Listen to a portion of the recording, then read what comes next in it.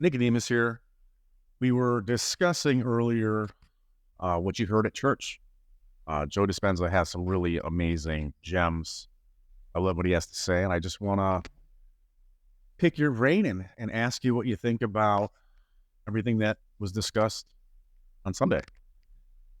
Yeah, the minister, who was very lively and energetic, it was a really great message at Unity. You know, Unity's principles are similar, core stuff. I mean, here's the thing. I think you could find value in all modalities.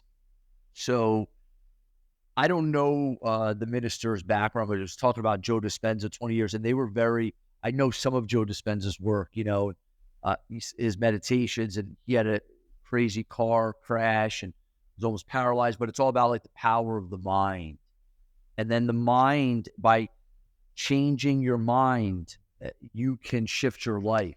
And there's a lot of validity to that. It's interesting. The minister was talking about a study that I had read about a week or two ago where they created like a monastery, and all these men that were, let's say they were in the prime of their lives in 1959, but it was in 1981.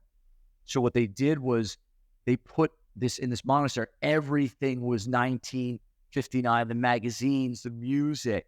So they're like, you're going to live for a week. It was like 5 days or something, as though it's 1959. So they had to bring up their own luggage.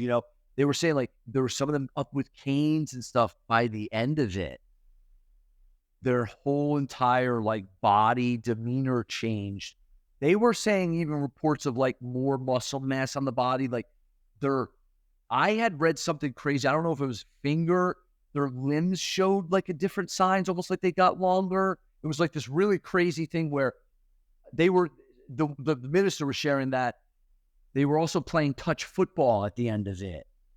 Their mind convinced them. Now, I've seen this in the training with people like show up and they change their mind, like people that can't walk, people in wheelchairs, or even, not so much wheelchairs, but like maybe with a cane or something. And then by day 4 of a training, they're like a different person. So I've definitely seen stuff like that. And the minister was sharing the study. I don't know all the details of the study. It's not really as important, but it changed their whole life that 5 days, right? Because their mind convinced them of that. Here's my take on it. I think that there's a lot of validity to all of that. You change your thoughts, your life changes. Well, it's not so much that your life changes, because I think that could be also part of the seduction of it, where I'm going to just constantly affirm what I want it to be, rather than the affirmations that come from the depth of being connected to source. So what do I mean by that? Here's in my experience, all these manifestation techniques, like all this stuff, my concern with a lot of it is it puts the individual at the forefront, because it's always a me trying to manipulate the dream, which still, if you don't realize that you're dreaming the dream, I don't care how much you try to learn techniques.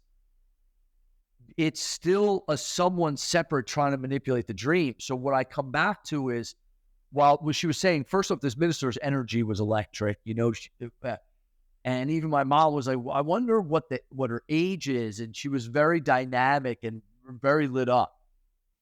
So, and I know Joe Dispenza teaches that. So there's value in that.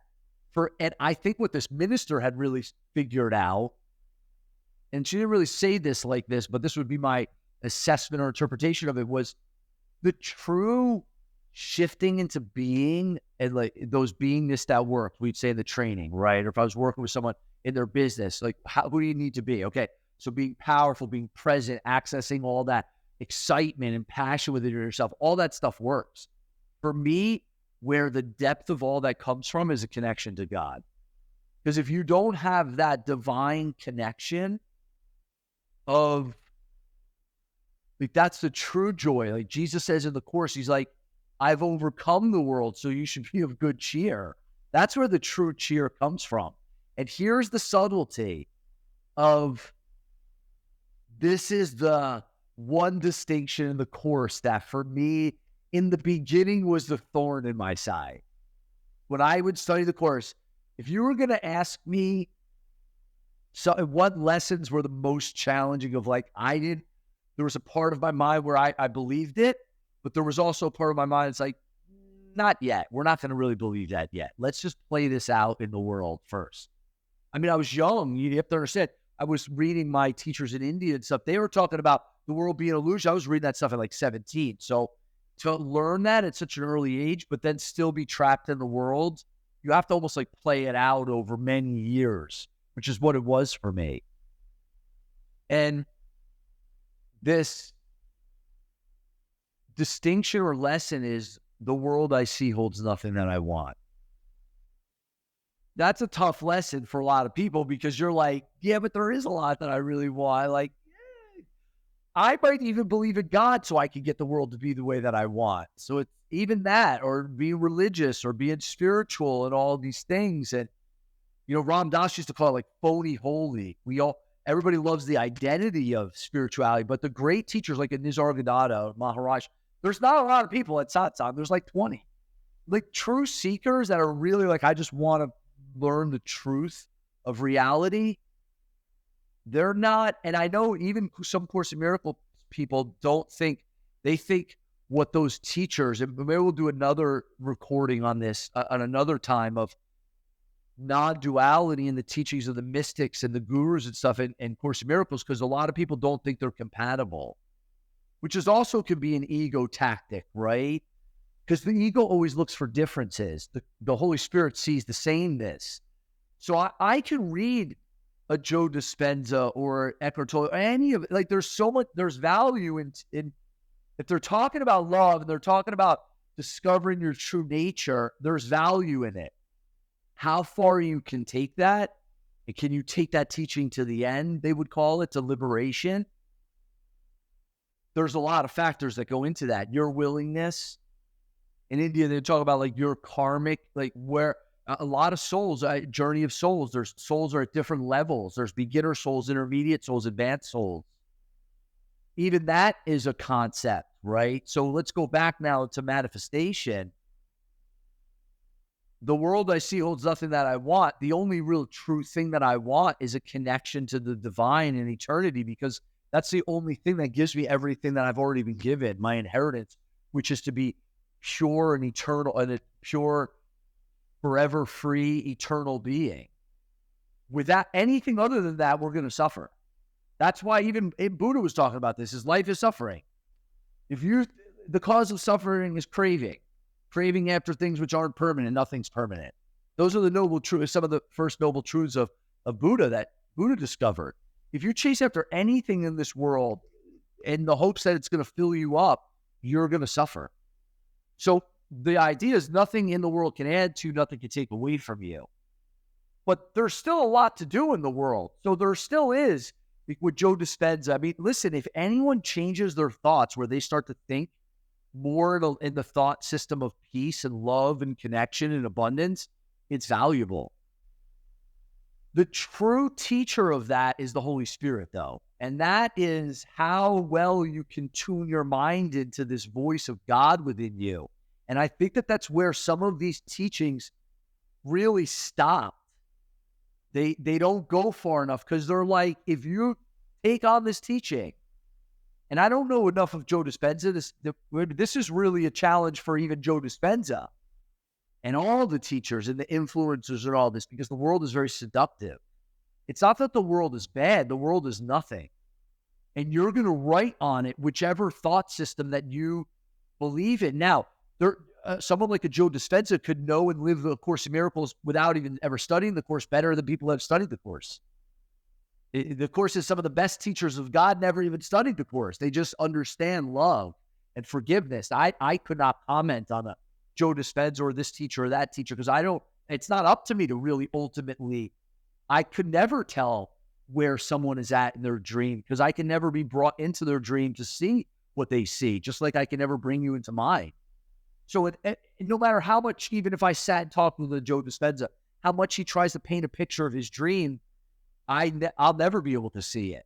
I can only tell you either you're waking up to that you're the dreamer of the dream, and you could choose your thoughts and your states of being when you align with the Holy Spirit and the Holy Spirit's teaching, that's a possibility for you, and in the end is the only choice ever to make. That's why in the Course he says every moment you're choosing between the crucifixion and the resurrection. Every moment you're choosing between the nightmare and the happy dream. Every moment you're choosing between the ego and the Holy Spirit. So when you understand that there's only two choices to choose, and you're going to choose, for me, what Joe Dispenza or Eckhart Tolle and all these teachers, what my teachers in India, everyone's been talking about for thousands of years, all that can be used in service of the Holy Spirit's teaching. In and of themselves, though, that's why Krishnamurti was like, in the end, he's like, truth is a pathless land. You can't really find it by any path in the end. But there are paths. And I would say the Course is a path. Really, what he says in the Course is the only path in the end is a path of forgiveness.